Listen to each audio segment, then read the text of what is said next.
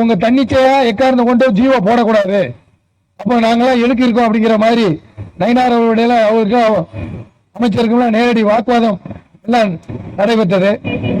Anomaly இருக்கும், அந்த அனாமலியில தீர்த்துருங்க அப்படின்ட்டு. அப்ப இந்த அனாமலியில தீர்த்தப்படுற ஒப்பந்தத்துக்கு போகணும். அந்த அனாமலியை தீர்க்க கோபம் தெரியும் செக்ரட்டரி. கருவாய் போச்சு, ஒரே நேரம் பேசுறீங்க. என்ன சொல்ல ஒப்பந்தம் பேச்சுவார்த்தை, ஒப்பந்தம் பேசுறது கூப்பிட்டுட்டு, அதாவது என்ன சொல்றாங்களே, கூப்பிட்டு எல்லாம் விருந்துக்கு வாங்கன்னு கூப்பிட்டு எல்லாம் பார்த்து வச்சிருவாங்களாம். அதே எடுத்துட்டு போயிடுவாங்க, உருவிடுவாங்க. விருந்துக்கு கூப்பிட்டு விருந்து அனுமதிக்க முடியாத வரைக்கும் அதே எடுத்துக்கிறது. அது பேச்சுவார்த்தைக்கு கூப்பிடும்போது பேச அனுமதிக்க என்ன அர்த்தம்? இது என்ன தெரியாது, ஒன்றும் புரியல. அதே மாதிரிதான்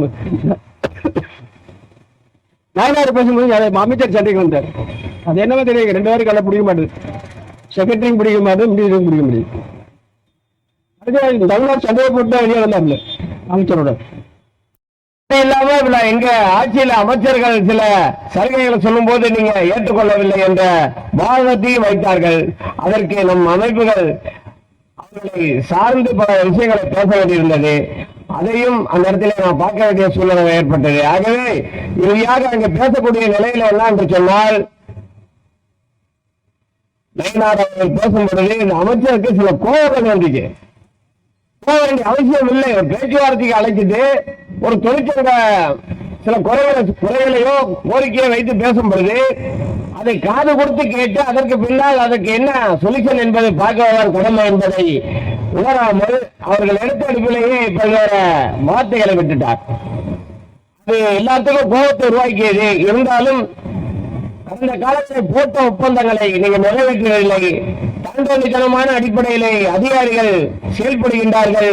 அரசாங்கமும் அதே போல இருக்கிற எங்க பிரச்சனை நாங்கள் என்ன பேச, எங்க யாரிடத்துல பேசுவது என்ற கோப வெறியோடு பேசிய அந்த நிலையை நாம் பார்க்க வேண்டிய சூழலும் ஏற்பட்டது.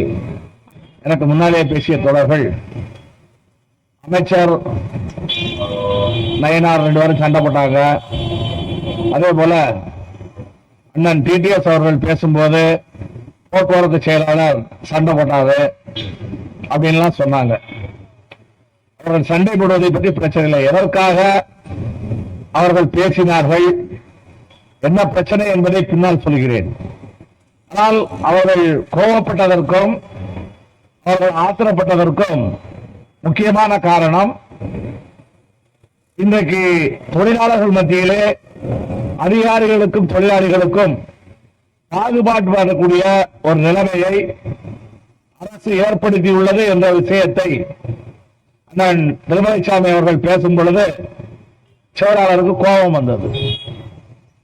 அதே போல ஓய்வு பெற்றவர்களுடைய டிஏ பிரச்சனை, 1/4/2003 பிறகு உள்ளவர்களுடைய ஓய்வூதியம் சம்பந்தப்பட்ட பிரச்சனை, இந்த பிரச்சனைகளை எல்லாம் பேசும்போது அமைச்சருக்கு கோபம் வந்தது.